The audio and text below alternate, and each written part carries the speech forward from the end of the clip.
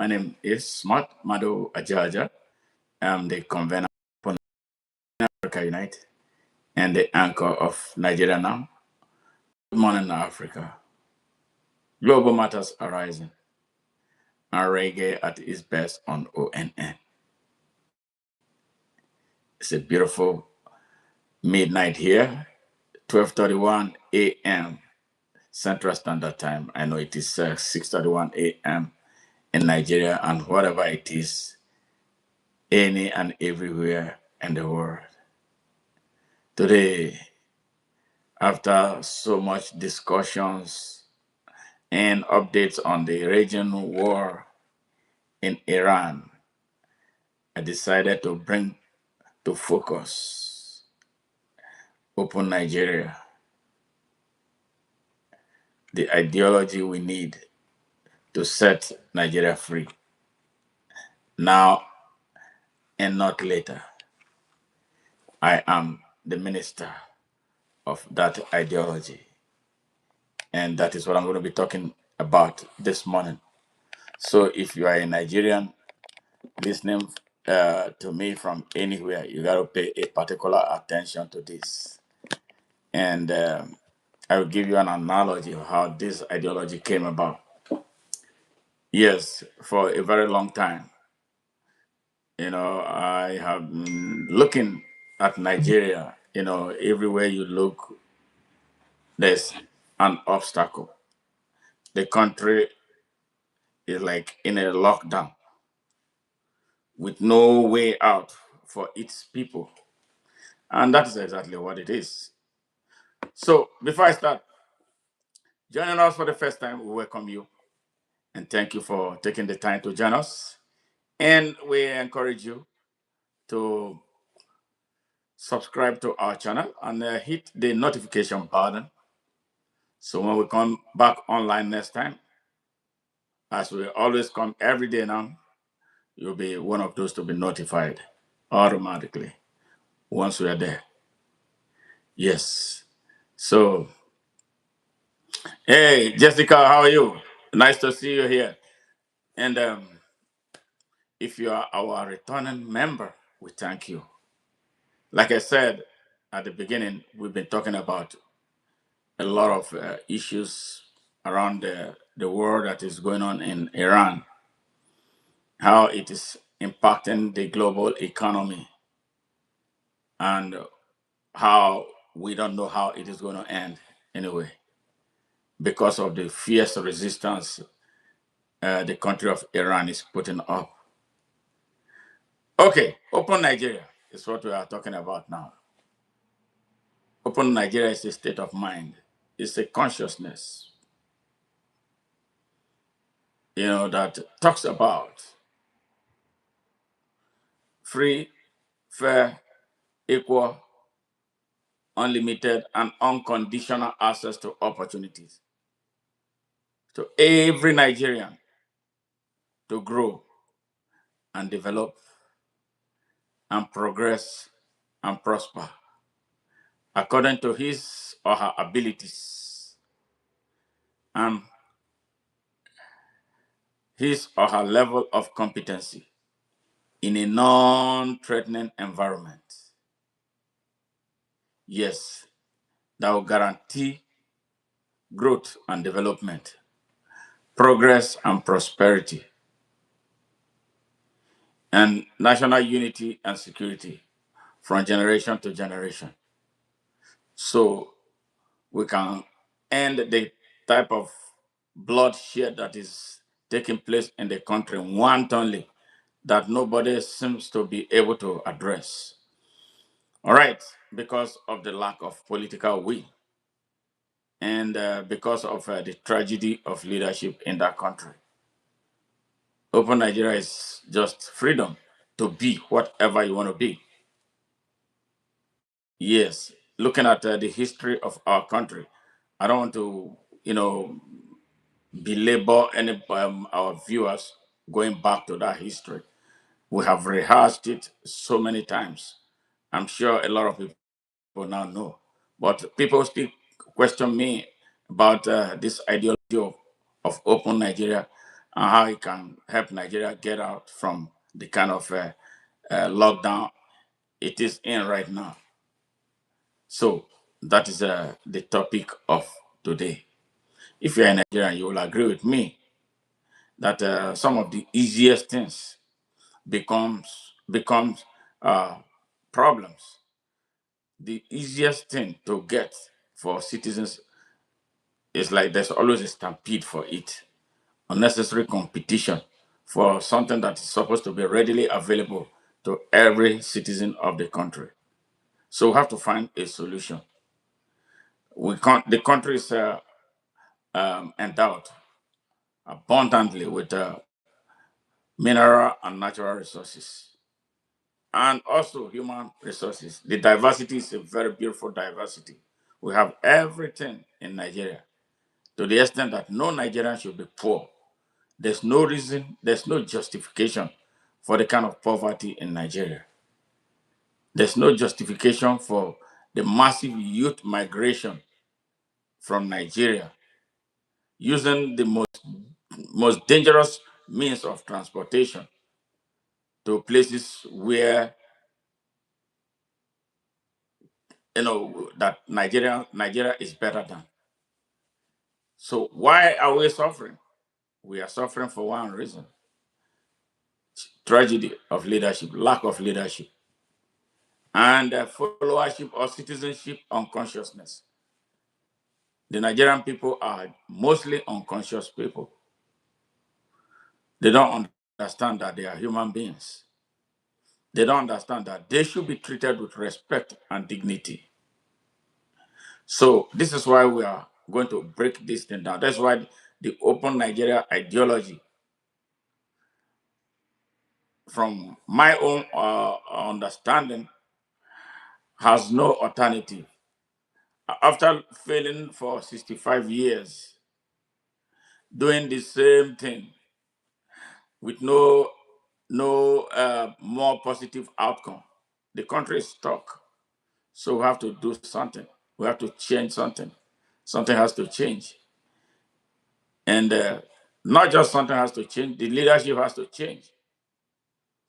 Those who belong to this century have to be the one leading the country. So again, open Nigeria is just freedom to be whatever you want to be in a non-threatening environment. And for you to tune into open Nigeria, for you to be able to understand what the open Nigeria ideology is all about, you have to know, you have to be conversant or know four major things, four major pillars. Pillar one, taking cognizance of what the level of unconsciousness in Nigeria.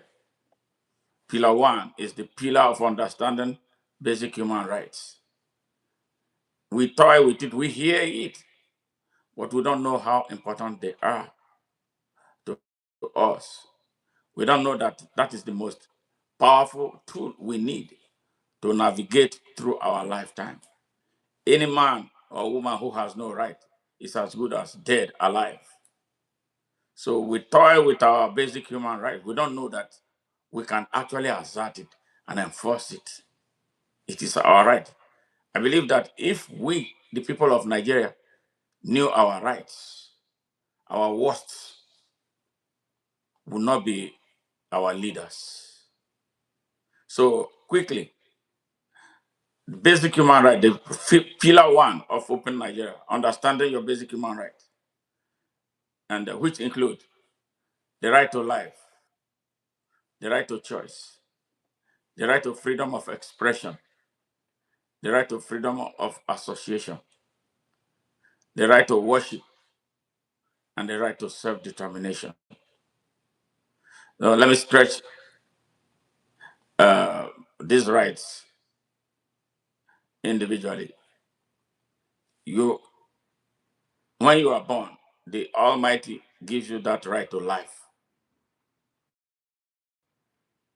and no man has a right to take your life unless you approve of it.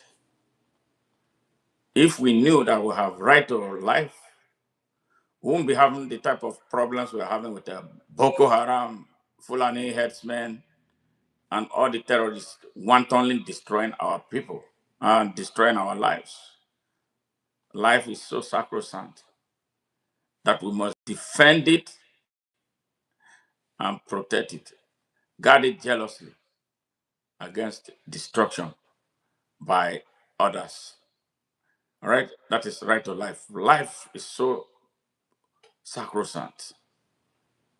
But these days in Nigeria, life appears to mean nothing to some people. People can come and take your life and they get away with it because of the country's collapse of everything. Everything has totally collapsed in Nigeria. All right, so you're Nigerian, you have a right to life. You have to take your right to life more seriously now. The right to choice, one of the most powerful basic human rights. Like Bob Marley said, he said every man has got the right to decide his own destiny. All right? You have a right to choice. You know, the right to choice is so open. Every choice you make has a consequence. It could be positive and it could be negative consequence. But that choice you have to make. It's your right to make that choice. If you willfully make a wrong choice that could impact others, well, those are the kind of consequences you deal with. There are consequences associated with every choice you make. So, knowing fully well what a good choice will make for you, you make it and advance. If you made the wrong choice, it could impact you negatively and slow you down, or even cost you your life. So, that's the right to choice, right to freedom of expression. God gave you the power to freely express yourself. When things are going wrong, it is your right to open your mouth, to say something. You don't have to be silent when things are going wrong. And that's part of the problems we have in Nigeria. People keep quiet when things are going wrong. They keep quiet for a variety of reasons. And one of the reasons is because those who do things that we are afraid of speaking about are either members of our families, members of our tribes, members of our social circles, and members of our religious sects. So when they violate these rights, they cross border, they have no respect for anybody. They are impacting everybody. So you keeping quiet makes you an accomplice and an accessory to the violation of that very important right, right to freedom of expression. Things going wrong, you have to speak up. It doesn't matter who is responsible. It doesn't matter how close you are. As long as whatever he or she does impacts others and violate their rights, you have to speak up. So that is why some of us speak up. That's why they say some of us are activists.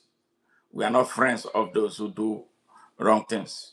We are not friends of government that abuse the people or refuse to protect them against assault and against the abuse of their rights, like it is today in Nigeria, sadly.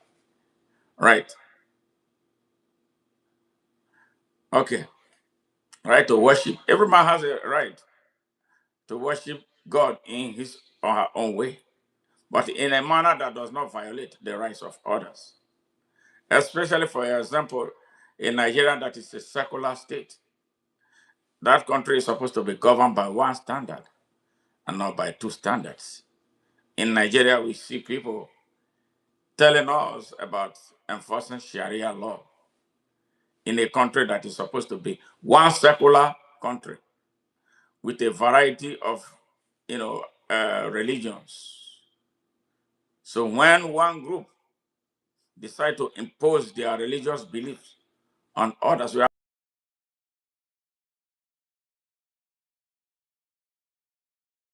No matter how you explain it, it's not supposed to be for them like this.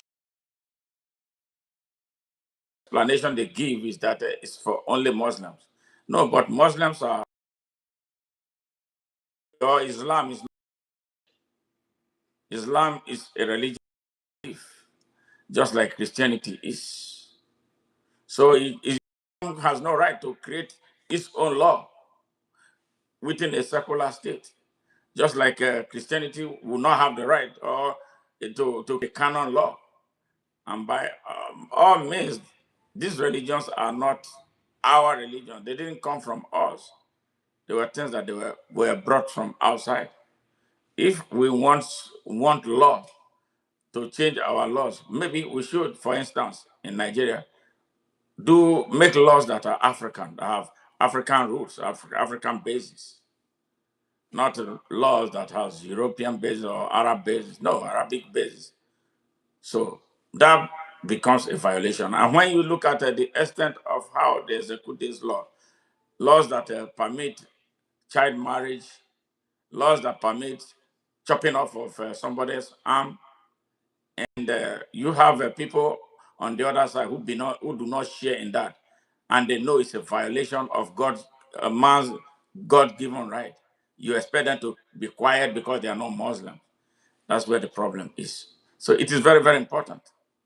Right? Then right to self-determination.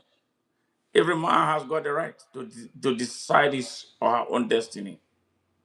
Yes, you could, like you grow up, you went to school, you want to be an engineer.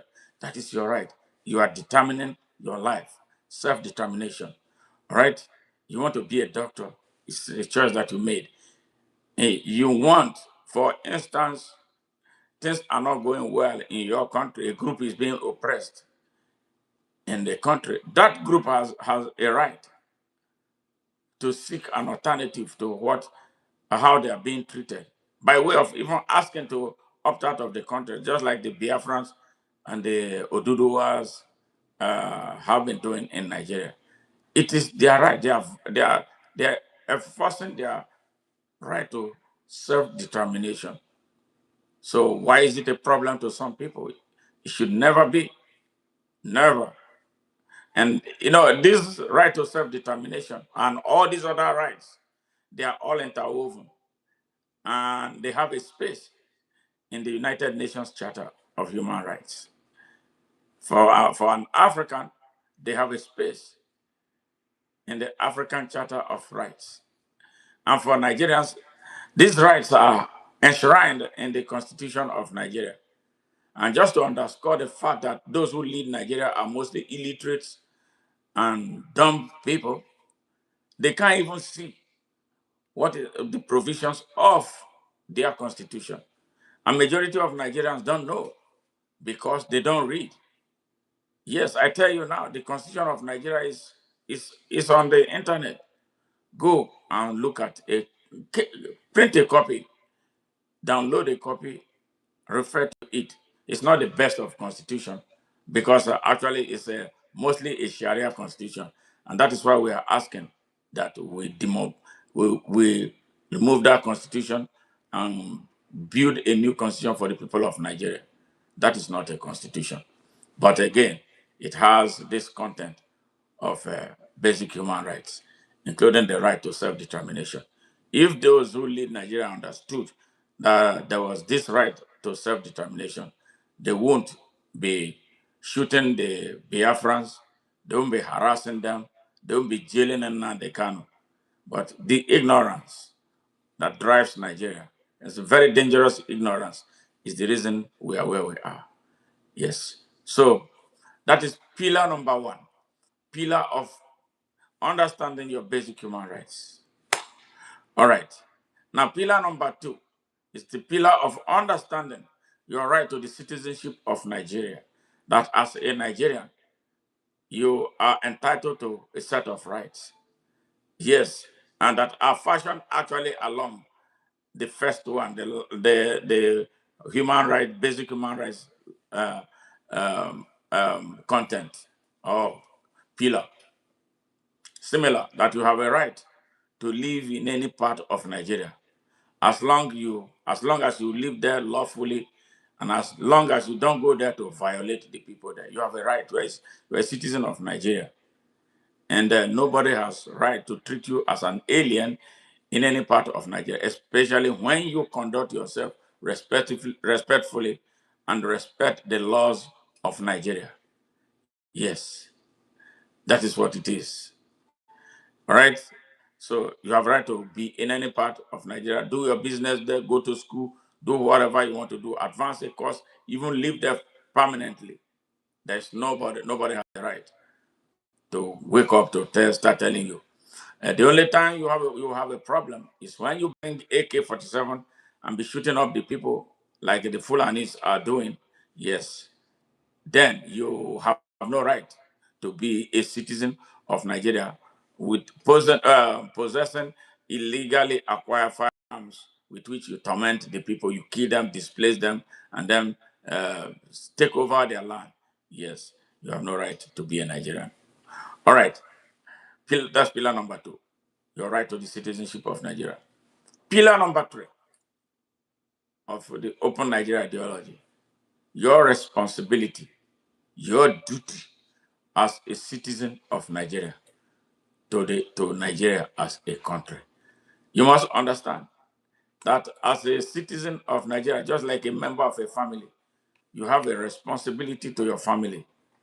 Yes, every Nigerian citizen, owes Nigeria a spiritual, moral, civic, and constitutional obligation to defend Nigeria, yes, against destruction by either Nigerians or a combination of Nigerians and foreign entities. But how far have we done that? We think that we don't have a right to stand up to those who wreck our country, especially those that we look up to for the leadership that they don't have to give to us. Like what Bola Ahmed Tinubu is doing in Nigeria right now, wrecking our country.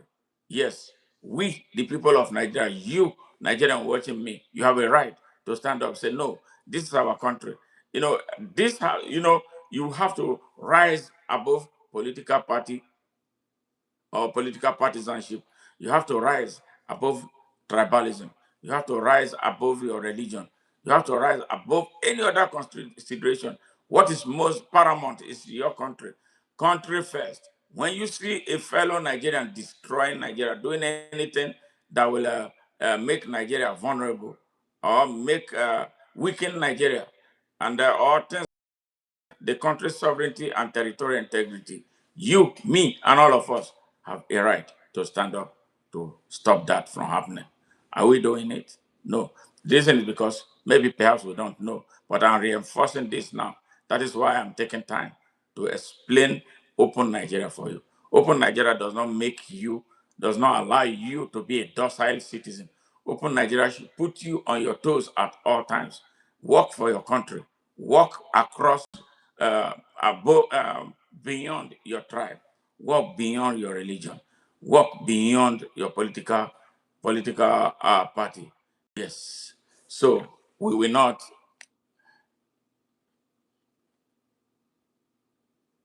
All right.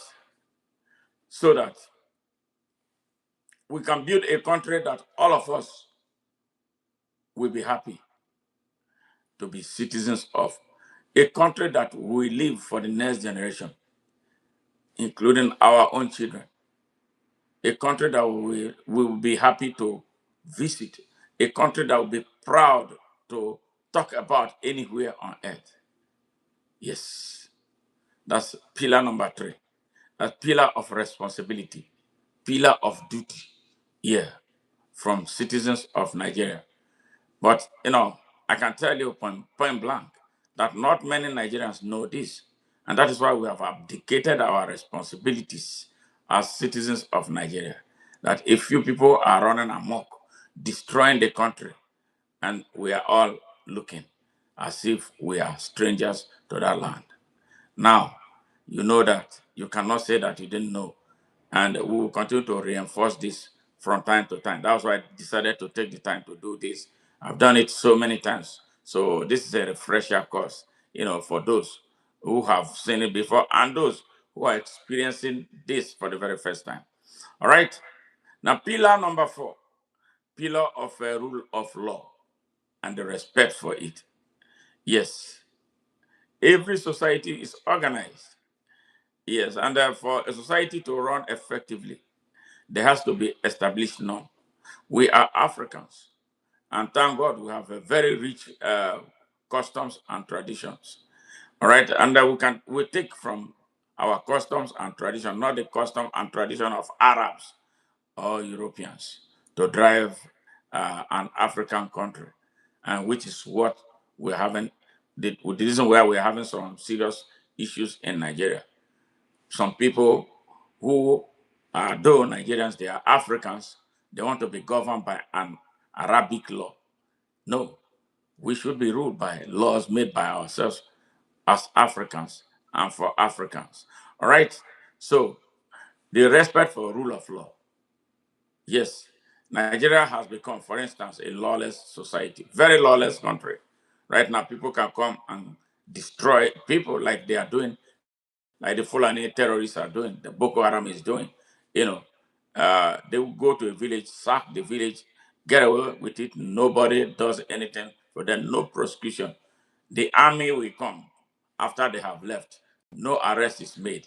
Yes, and this has been going on for a very long time because of the lawlessness of the land and the lack of respect for the rule of law where it exists. The elites are the biggest violators. Those that are supposed to be exemplary leaders are the ones who violate the laws. Yes. So there has to be order. And when there's order, societies grow and develop, progress and prosper. Nigeria is suffering because it is disordered and dysfunctional. Yes, it is disordered and dysfunctional. There has to be something. The way Nigeria is right now, even as I'm talking about this open Nigerian system, or open Nigeria ideology, Nigeria is in a dire trouble right now. Yes, the people who are angling to be the leaders of Nigeria right now, what I'm saying does not make sense to them. In fact, it's offensive to them because they are used to being um, lawless. They are used to being brigands. So they are not going to listen to this type of message. And that is why the country is at a crossroad. What must be done for us to have an open Nigeria? There has to be something. For me, it's not going to be an election conducted by one man who did not win an election, and now he has his hands on the lever of power. He appoints the INEC chairman. He's in charge of everything. Why are you going to win him in an election unless the people are ready to go to war? Yes, I don't subscribe. Listen, I'm not afraid of saying it. The 2027 election in Nigeria is going to produce a far worse result than what we had in 2023. For those who are doubting Thomas, mark it down. If we allow it happen, we should not be allowing an election happen in Nigeria. We should be working hard. Yes, be working hard because they have declared a war against the people of Nigeria. Yes, it is a war that they have declared against us. Elitist war. Again, very complex elitist war. Yes, and in the north, there are some who are putting religion into it. Those who want to conquer Nigeria by all means, using violence through a jihad driven by economics, finance, and politics. They're on one side. And there are grabbers from other parts of the country with different interests, on how to destroy Nigeria. So this is where the complexity is in. So how are we going to get to that point where we can use the open Nigeria ideology to drive Nigeria? How are we going to defeat the monsters very armed right now and they can kill? to destroy Nigeria. Yes. What are we going to do? When the only thing is in our uh, raising our level of consciousness. I believe that if we raise our level of consciousness and we are able to form the critical mass of critically conscious Nigerians, yes, to take Nigeria, we will effectively take it. I mean, in a non-violent manner. When we all say no, and the minority is elsewhere on their own, and nobody is patronizing them, we can make things happen. So Nigerians must be ready to imbibe something different. The same thing that we have done all the years, 65 years, organizing an election. When the time comes for people to vote, voters' registrations cards are being sold. People sell their votes. Thugs come and snap ballot boxes. It makes us look like we are barbarians. We're like we are animals who are incapable of doing things for ourselves. We'll always want looking forward, looking out for some foreign help to come and help us do the simplest things. We can go beyond this. We have failed ourselves enough. It's not like we don't have the men who can make Nigeria work. We have the men who can make Nigeria work. But we stand in the way of those men who can make our country work. And the trouble starts from the political party levels. When they put exorbitant cost for purchasing their um, nomination forms, that no sane person who wants to truly serve his country want to buy. They put it. They screen the good people away and clear the pathway for criminals. That is why we have a president who is a drug dealer, a president who is a certificate forger, a president who is an identity thief, paired with a vice who is the founder of Boko Haram. Yes, Kashi Shettima, the founder of Boko Haram in Nigeria. Everybody knows it. The international community knows him, but they cannot do much except the Nigerian people wake up and say, no, we're not going to accept it. A criminal is the senior Senate president of Nigeria. Another one is at the House of Representatives. Nearly all the state governors are criminals. All the members of Senate are criminals. Yes, the whole 60 members of the House of Representatives are people who are morally bankrupt. Yes, it goes down to the state members of National State Assembly. They are all people who are no good. The good people are not any near the pathway to being used to advance a cause for their country. That is why Nigeria is the way it is. It's going to get worse unless the people of Nigeria wake up. The man on the street, how do you behave when there's an election? Like it's already happening right now. The young people in Nigeria don't even know who they are because they don't know the history of Nigeria. And when you try to teach them, they are unwilling to learn. They are always on this fast lane to make money. Everything about them is money. Yes. Now you see a young man from a state, from Delta State, for instance, the immediate past governor mismanaged 1.3 trillion naira, for which he's supposed to be accounting for, and for which he was arrested. And sadly, he decamped to the ruling party, and all his sins are forgiven. So he now has our 1.3 trillion in his pocket. And then you see young men promoting him to return to the Senate of the Federal Republic of Nigeria, populated by all criminals because they are jobless. After serving as a governor for 8 years, one would think that somebody will retire home. No, because they are jobless, the next thing is the Senate. Once they finish serving as governors, they are moving to the Senate. What kind of a country is that? We need an open Nigeria. We must do something to open Nigeria to access to opportunity, to open Nigeria to the extent that good people don't need to. Nobody should be purchasing um, nomination forms. Let the best come and compete. Yes. So if you're listening to me now, you've been selling your votes. You are one of the problems. You are the reason why there's no electricity in Nigeria. You are the reason why the healthcare delivery system is not working. You are the reason why the educational system is just like where they train animals. You are the reason why the roads are all dilapidated. Yes, you are the reason why there is youth unemployment. You are the reason why the country has become a crime scene. Yes. What can we do? It's a moment. Let us build a movement, the Open Nigeria Now movement. Join us to build it. It can happen. We can change Nigeria. If the Nepalese could come together and do what they did to change their country, if the Chileans could come to,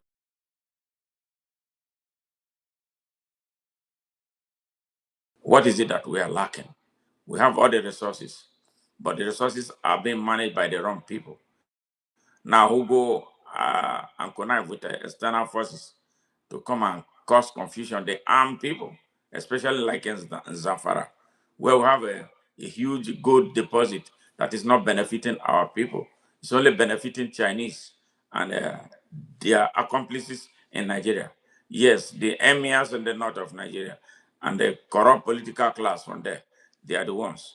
But they use our money from the Niger Delta to build Lagos, to build all the state capitals, to build Abuja. Yes, but we from that Niger Delta, we live below poverty line and we don't see, we cannot open our eyes.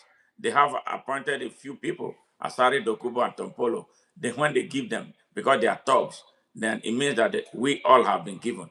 But majority of our people live below poverty line. It's time. That is why we are asking for open Nigeria. If you join us and we form that critical mass of critically conscious Nigerians, there's nothing we cannot stop.